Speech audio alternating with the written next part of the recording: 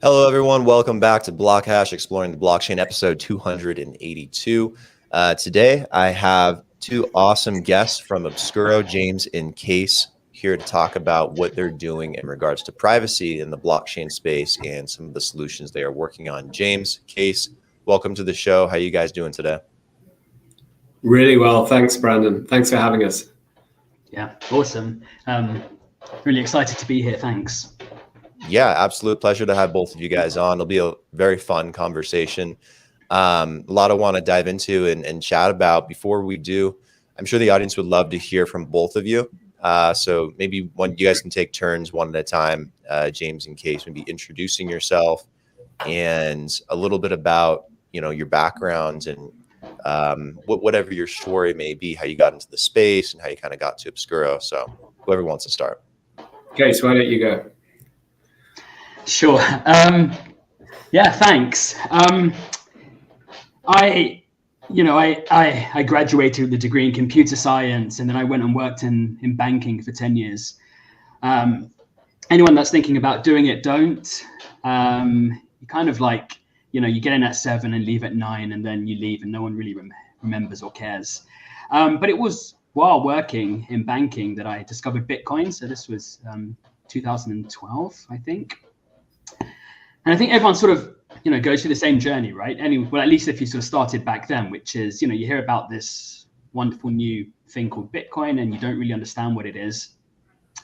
So you go and read a bunch of things and you're like, well, I still don't understand what it is. And then you sort of come back to it a few times. And then suddenly you get that sort of aha moment where it all clicks and it's like, oh, wow, okay, this is incredible. Everything you kind of knew about money, it's kind of flushed away and it's like, well, perhaps this can be money. So, I really fell down the rabbit hole and, I didn't want to just sort of own Bitcoin, but, I was using Bitcoin to pay for stuff. I was mining. So I bought my first miner back in 2012 and, this thing arrived from Butterfly Labs and, I expected it to be this thing I could just plug in and it would mine away. And it did.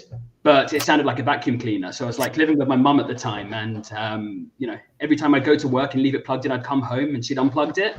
Like, Mom, you can't do that. This thing is generating money. Then you've got to kind of explain what money is to someone who's a bit older. And anyway, so from there, I joined R3, where I met James and the rest of the Obscuro crew, or most of the Obscuro crew. So at R3, we're building a blockchain called Corda, which is kind of different to, I guess, most of the projects you speak with, Brandon. It's a permission blockchain. It's designed for enterprise, so it's in use by sort of banks and insurance companies and telecommunications and that sort of thing. And it is the most successful blockchain in that particular space. And that's where we all met, and from there, I guess, sort of our love of public blockchain or the open space never really went away. So this is kind of how we all landed together building, what is now Obscuro. In between all of that, I founded a bunch of startups doing various things, but I'll hand it over to James. He's got a way more interesting story. Awesome. Goodness. So you've set me up. Well, I started actually as an engineer in a bulldozer factory in Japan. That was my first job. But I got into software and I got into the internet and I did some startups in the internet space.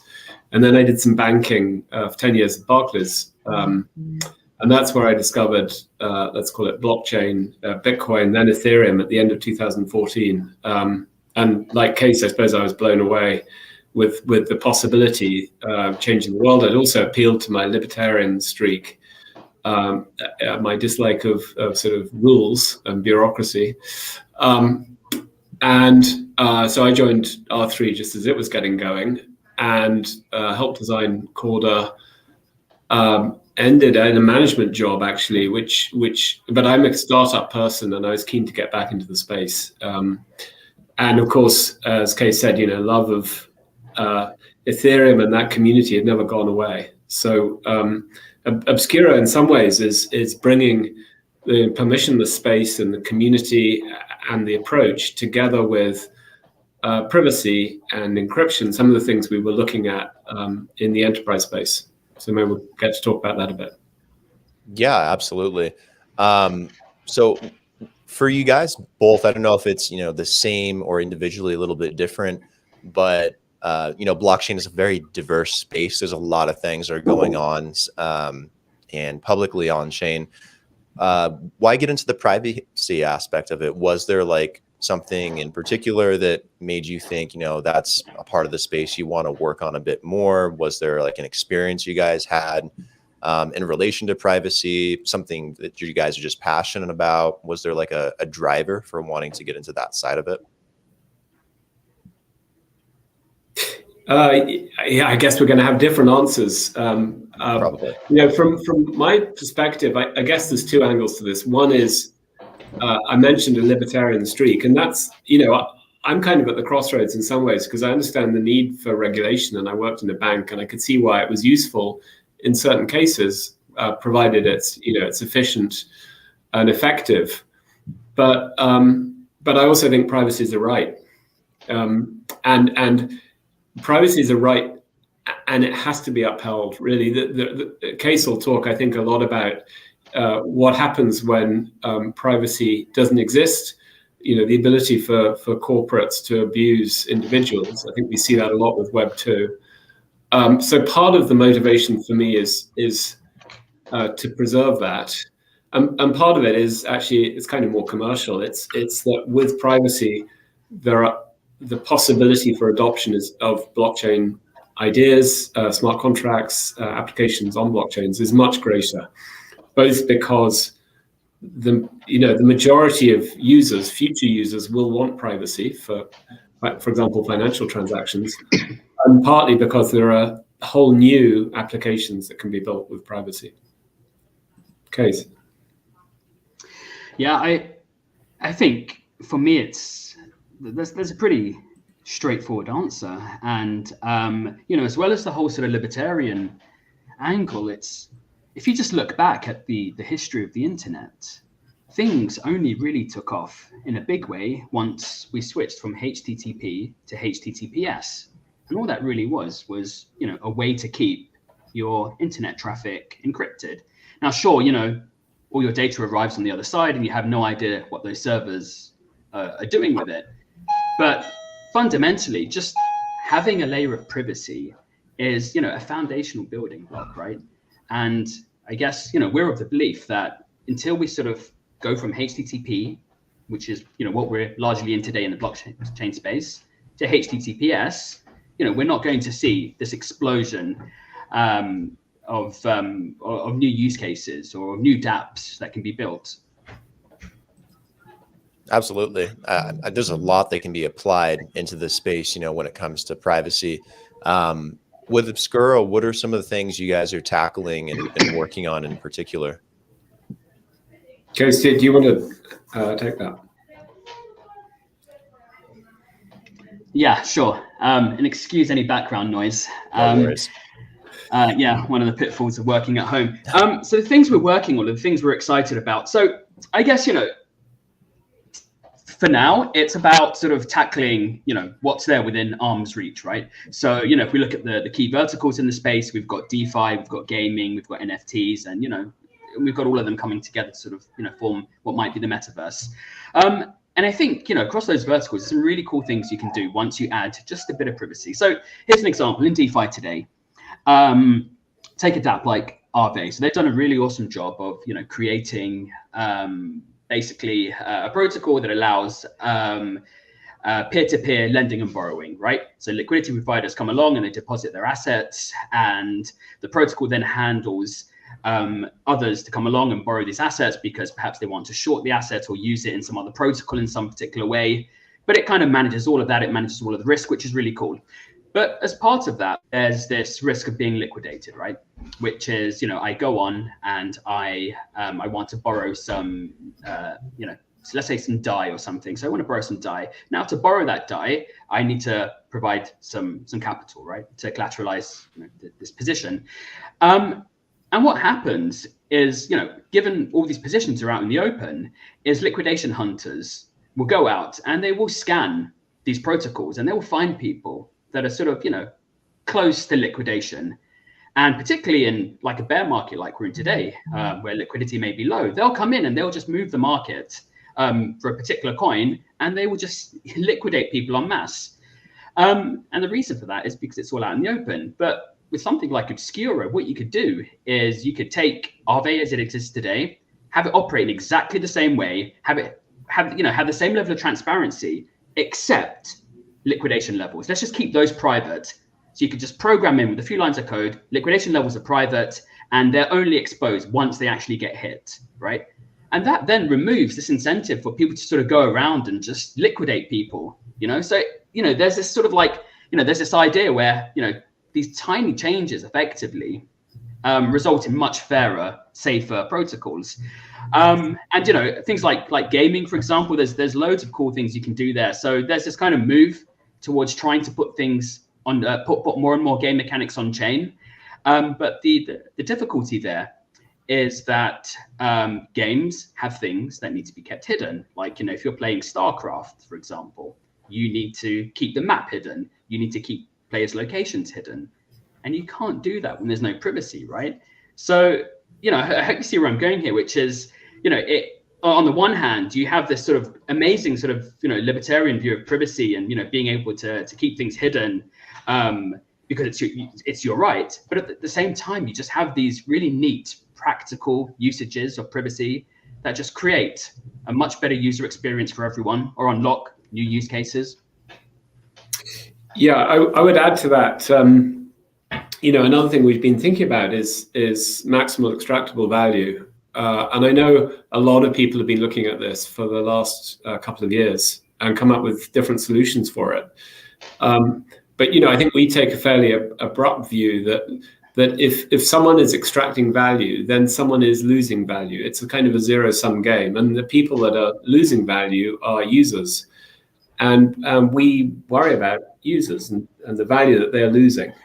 And I think, we see a benefit in moving some smart contract execution into an encrypted space like Obscuro, being able to build fairer exchanges where user transactions are encrypted, and it's simply not possible for sequencers to extract value from them by being able to observe them.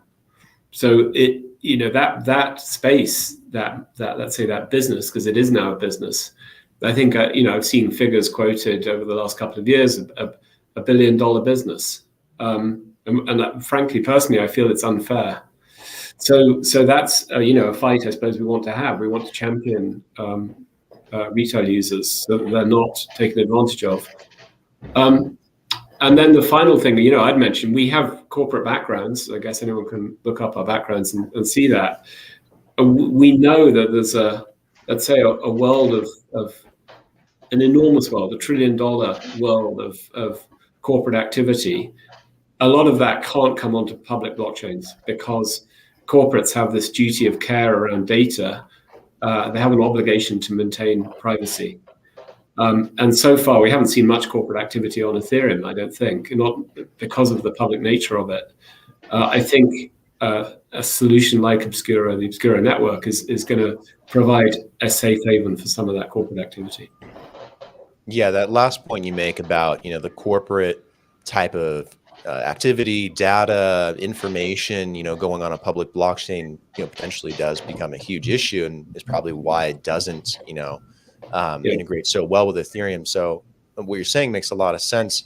So would Obscuro kind of be a layer 2 in that sense, like on top of maybe Ethereum, where you can leverage NFTs or a different token or smart contracts in a certain way? Or do you need to use a privacy blockchain, or is this a way around it?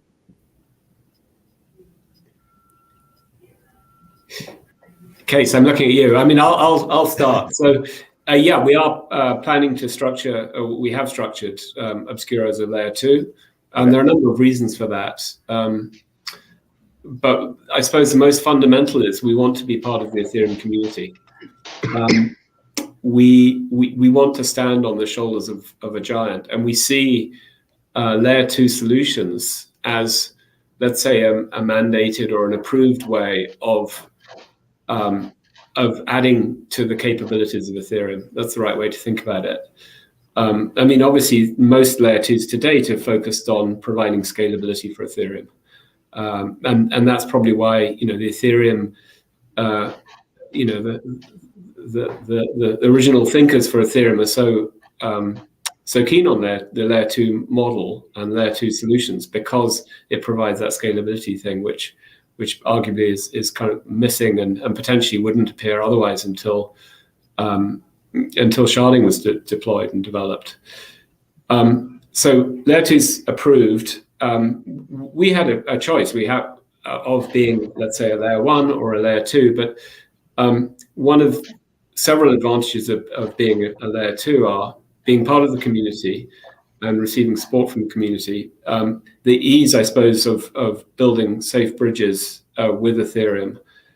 And we believe that, I suppose, Ethereum is going to be a nexus. It's going to remain a center point for smart contract development. We think the EVM is incredibly powerful. It's becoming, as far as I can see, more and more established. And so we absolutely wanted to support the EVM from the outset as, if you like, the execution environment for smart contracts on Obscuro. And predominantly, actually, to allow existing applications to be ported with, zero friction or close to zero friction. Yeah, I think that last point, James, is key to what we're doing, really, which is, like James says, we want to leverage the great Ethereum community, all the liquidity that exists on Ethereum, the battle-hardened developer tooling, the EVM itself. And, one of the things we're doing is ensuring, we don't move away at all from the EVM experience or the Ethereum experience. So, if you're a developer, you can take your existing Ethereum dApp or your EVM-based dApp, and you can redeploy it onto Obscuro. You can redeploy it out of the box, in fact, and get an entirely private version, an entirely encrypted version of whatever app it is. And then as a developer, you can change a few lines of code to say which bits you want to make public. And if you're an end user, you don't have to download, wallets, new wallets. You just continue using MetaMask, which, if you're, tied to Ethereum, is what you're used to. So I think, that sort of, removing all friction was like another big goal of Obscuro, as well as being an L2 on Ethereum. Absolutely. With privacy, especially in this space, it gets quite a mixed amount of characters. Sometimes privacy is used for a lot of good things. Sometimes it's used for a lot of bad things. And that creates sometimes some issues with platforms and exchanges and, places where you get access to NFTs or tokens or Dapps. Does that create any kind of friction for you guys, knowing that some of those platforms are a lot more picky when it comes to privacy-based protocols and privacy-based solutions? Have you guys had any issues there trying to integrate?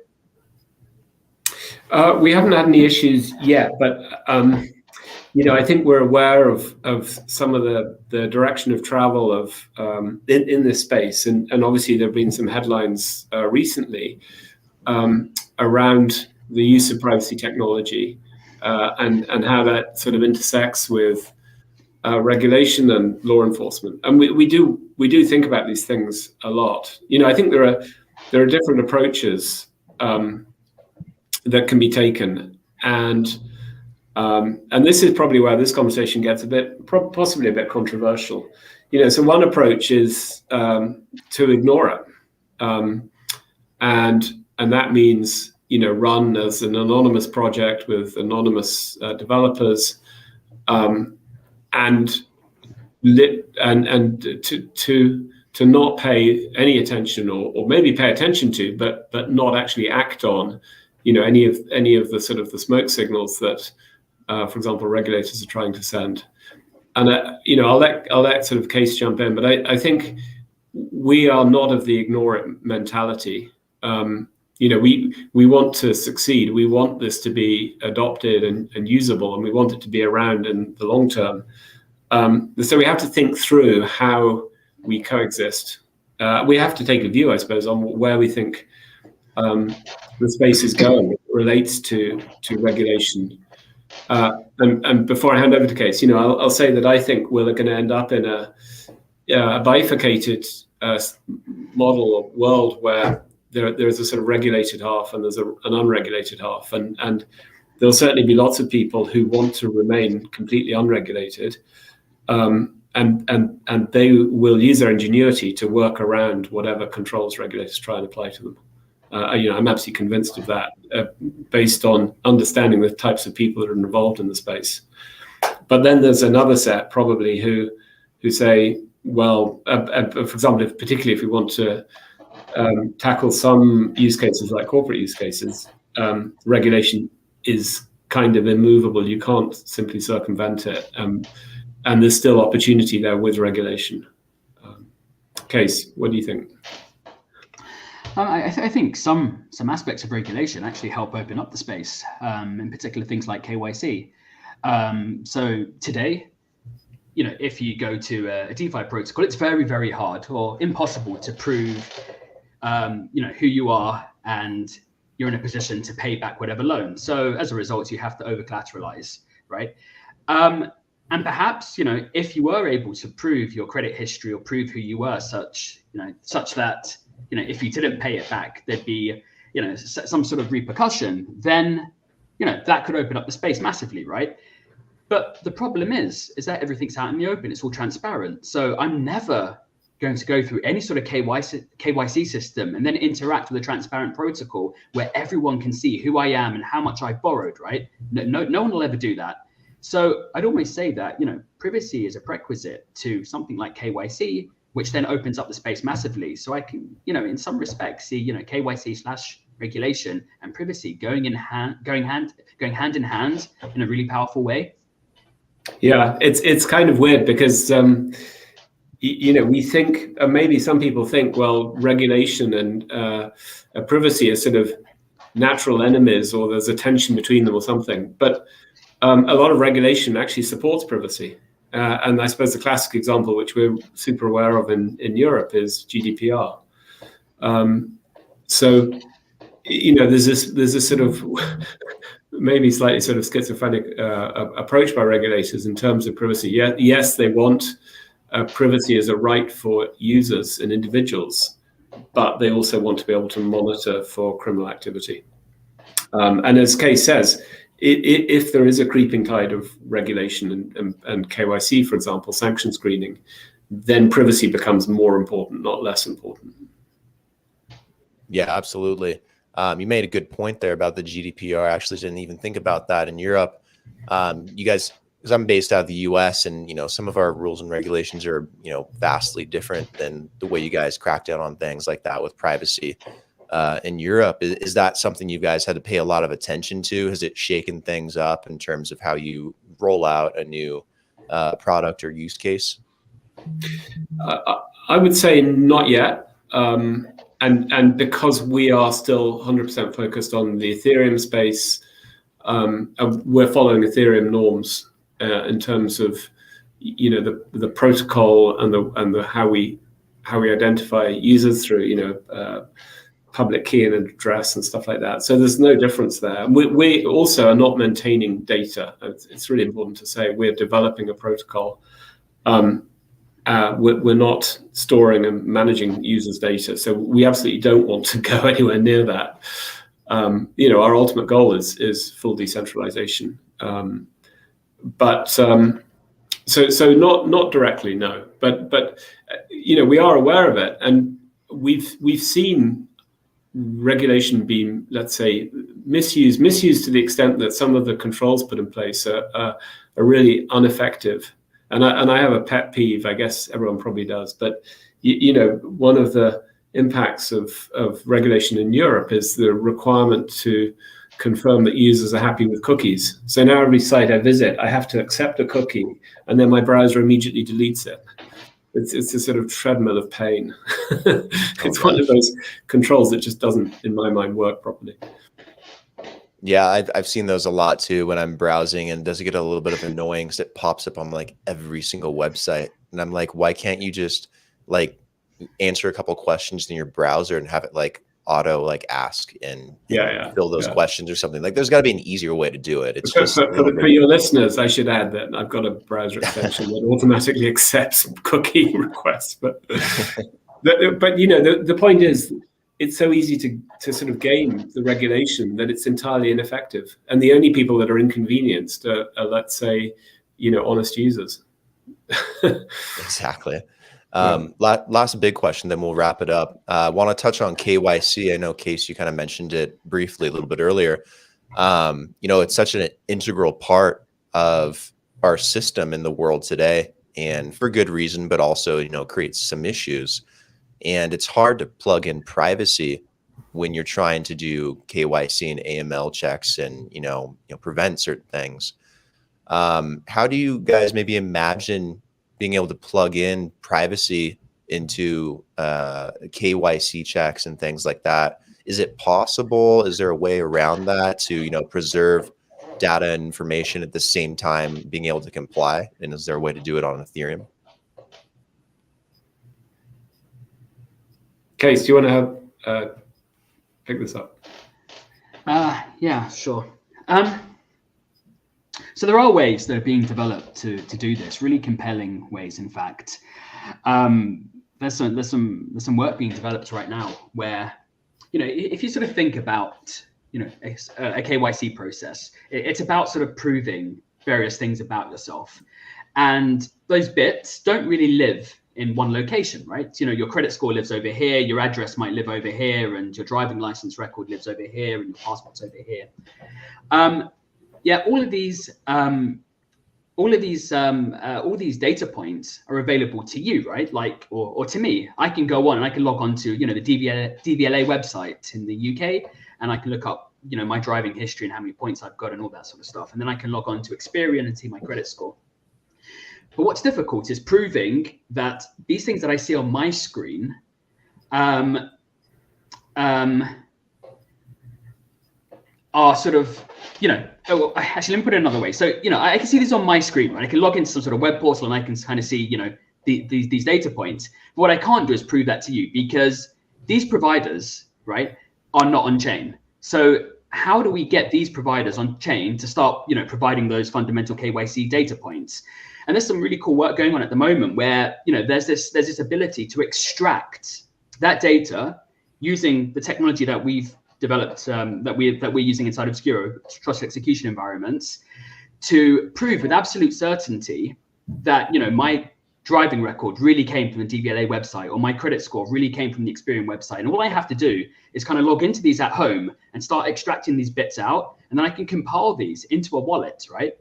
And I can then serve up these data points. So I don't have to serve up the whole thing. Like, I go onto a website and someone wants proof that I'm not a US citizen, for example. So I can prove otherwise. I can prove that I'm a British citizen or something like that, right? And I can serve up just that one data point, right? And I can serve it up in such a way that it just, it's either a yes or no. Am I a US citizen or not? And, you can build this sort of incredible technology, right? That does all of that. And I guess sort of the next part of that then is, well, if I take all these sort of data points and, contained in my wallet and share them with others, how do I do that in a private way? And that's kind of where Obscuro comes in, which is I can then talk to a protocol. I can share some component of my identity such that that protocol is satisfied, but nobody else needs to be able to see what those inputs were, right? So, that's kind of stuff that's being built at the moment. And, and it's something that would be great on Obscuro. So I think, it's known as decentralized identity, right? And I think that'd be a great use case for Obscuro. So I think, I don't think it's there yet.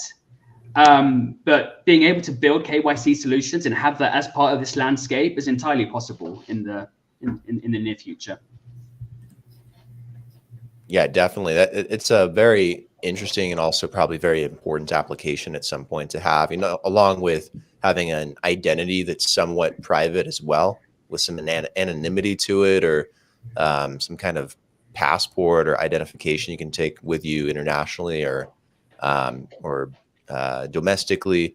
I bet there's a lot of cool use cases for that kind of stuff. As we start to kind of wrap it up here, what are some things that you guys are maybe excited about that are coming up, on your guys' roadmap that you're working on? Are there any developments or products or things you're planning to release by the end of this year or sometime in early next year? Yeah, I mean, we're super focused at the moment. We've got testnet that's running. We've got people building applications on top of it. We're working towards production network, probably in the first half of next year. So we'll probably take it through a sequence of stages to make sure it's safe and robust and it's properly audited and all of those things. And I guess for those that are building, you'll know that some of this stuff just takes time. There's a lead time. But we have a vibrant community. I guess Cais will talk about that very quickly. And the community is keen to build. And that's really important for us to validate the concept, validate the utility of privacy. And we're working with a number of partners at the moment that already have experience running or building applications, distributed applications on other L2s and L1s. And we're super excited to be working with them because they understand, the power of privacy and what this is going to bring to their users. But of course, they've already got the experience and the user base. Cais, do you want to touch on community and some of those app builders? Yeah, not much else to say really. It's a vibrant community and it lives on Discord. And anyone listening is welcome to join. It's a pretty cool place with some really good ideas. In terms of sort of like, I guess, Dapps that I'm excited about, we have one partner building out a prime brokerage solution. So I used to work in prime brokerage in banking, and prime brokerage is really about, if you're a hedge fund and you want to borrow money for some complicated trading strategy, you can't just go to your local bank branch and speak to the manager, right? He's not going to understand the risk at all. So you go to an investment bank and you talk to the prime brokerage desk and they kind of understand the strategy and they understand about you and they look at your trading history and then they give you the money. And that's what, these guys are building. This ability to go on and gain access to liquidity for trading, but at the same time understanding your trading history and understanding more about you, which of course requires privacy, right? So being able to prove stuff about you is crucial to their thing working. So that's what I'm really looking forward to. We've had people deploy DEXs already, which is super cool. We've got the guessing game as well, which is just kind of like our proof of concept, which is it's a really simple thing. You come on and Obscuro calculates a number, and it does this without anyone knowing what that number is, not even the node operators, nobody knows, and then you just go on and try and guess the number, and it tells you whether you're warmer or colder. So which is the key point is that the contract contains a secret. The secret number is generated by the contract itself. So this is brand new to the space, and it's contracts holding secrets and behaving more like people, actually. I like it. That's cool. Yeah. Where can people go if they want to learn more about Obscuro, if they want to join the community on Discord? Where do you want to direct people? So I'll take the website bit. So the website is at obscure.ro, and that's the kickoff point and the home for all of the links to the other community elements. But we've got Telegram, Discord. Most of the community activity happens on Discord or through Discord. Awesome. What about you guys? Can you find you guys online? You guys on LinkedIn or Twitter or social media somewhere? Sure, yeah. So I'm JWG Carlisle on Twitter, and James Carlisle on Telegram, and James Carlisle on LinkedIn. Awesome. Cais, what about you? I'm 0x Cais on Twitter, and on Discord I'm Revelation, and on Telegram I'm also Revelation. Awesome. Guys, make sure to go check out James and Cais, check out Obscuro and everything they're doing. Be sure to like and subscribe to the video if you have not already. Guys, thanks for taking the time to come on the show. Really appreciate it. Fun conversation. I learned a lot about what you guys are doing, about you guys are doing in privacy and the ways you can apply privacy in the space. So thank you for taking the time. Really, really appreciate it. Great. Thanks so much. Thanks, Brandon. It was a pleasure. Absolutely. Thanks. Have a great day. Talk soon. Bye. Bye. Bye, guys.